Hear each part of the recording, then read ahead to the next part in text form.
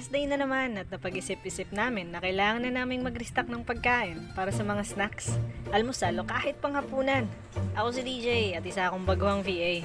Mula nang bumukod kami may budget na lahat, pero di kasama yung mga deserve natin to list at iba pang mga hinahangad. Lalo na sa mga araw ng sweldo, ang dami nating gustong bilhin, pero mapapaisip ka talaga kasi may kailangan pang bayaran at may mga mas dapat pang unahin. Pero syempre mabibili din naman natin kasi di mapagkakailang, mapupunta din naman sa listahang deserve natin yan. Walang makakailag doon, paniguradong lahat tatamaan. Tara't samahan nyo kaming mag-grocery kasama si Baby Kate at si Mami. Si Mami, bait! Makakatipid ka naman talaga sa pag-grocery, lalo na't panay punta kayo sa tindahan at kung ano-ano na lang mga binibili. Pero sa kaso namin, parang wala din lang naman. Kasi makakatipid ka nga din naman sa grocery pero mapupunta din naman sa mag-o-order sa Shopee. Ito talaga paraan namin para makatipid. Pero pagdating sa mga ibang bagay talagang napapasobra. Tulad ng iba gusto rin namin yumaman na walang masyadong ginagawa. Pero syempre, imposible yon kasi sa panahon ngayon, kailangan na talaga nating magbanat ng buto para magkapera. Sino pong magkakapera na walang ginagawa? Syempre kailangan nating magtrabaho. Ano pa ba? Parang stick o nips lang nakikita ko. Gatas, okay. Di tayo magko-complain. Isa din naman tayo sa uubos niyan. Stick o para kay baby? Sarap niyan. But, nakapag-transition tayo Parang inaapakan. Teka, isa pa. Smile.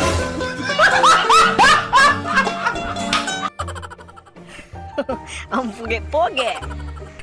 Si Mami din naman ang may gusto nito kaya gaganapan ko na. At tumingin pa talaga sa presyo ng mangga at talagang bibili. Sa mga oras na to patapos na kami.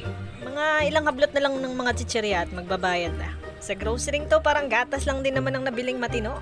Pasok mall, bili konti. Tapos palamig. Ganun lang, sa init ba naman ng panahon di mo magagawa yun. Poge! Mga seryosong bagay, ang bag ko lang dito, yung pangungulit. Kung ano-ano na lang hinahablot ng batang to. Nakala ba namang juice ang Zonrox? At talaga't papabuksan pa. At ngayong tapos na kaming pumili ng mga bibilhin, tara't pumunta na sa counter. Akala ko talaga less than 500 lang to. Ang liit ba naman kasi? Konti lang tignan. Tsaka gatas lang din naman ang matino. At nang tinignan ko umabot pala ng ganito. All goods na yan. Tsaka karamihan pagkain din naman. Maliit lang tignan pero pang isang linggo na to namin. Susobra pa nga kung tutusin. Nagutom raw siya bigla kaya tara't bumili ng pagkain. Pag rest day gagala nga talaga, ayun, napa-Jollibee pa. May bubunyag lang akong sekreto na kahit VA ako, hindi talaga ako ang umorder sa mga mamahaling resto. Lalo na pag Jollibee, Hindi kasi talaga ako nakakakain sa mga mamahaling fast food noon. Kung sa kainan lang pwede na sa akin ng cracklings, fantasy ang baon noon. Di talaga ako nasanay sa ganito, pero kinasasaya kong nabibilhan ko ng mga gantong pagkain ng pamilya ko. Syempre, sa munting pamilya namin, isinama na namin sa listahan na pupuntahan at gagawin na namin ang mga gusto namin gawin na hindi namin nagawa noon.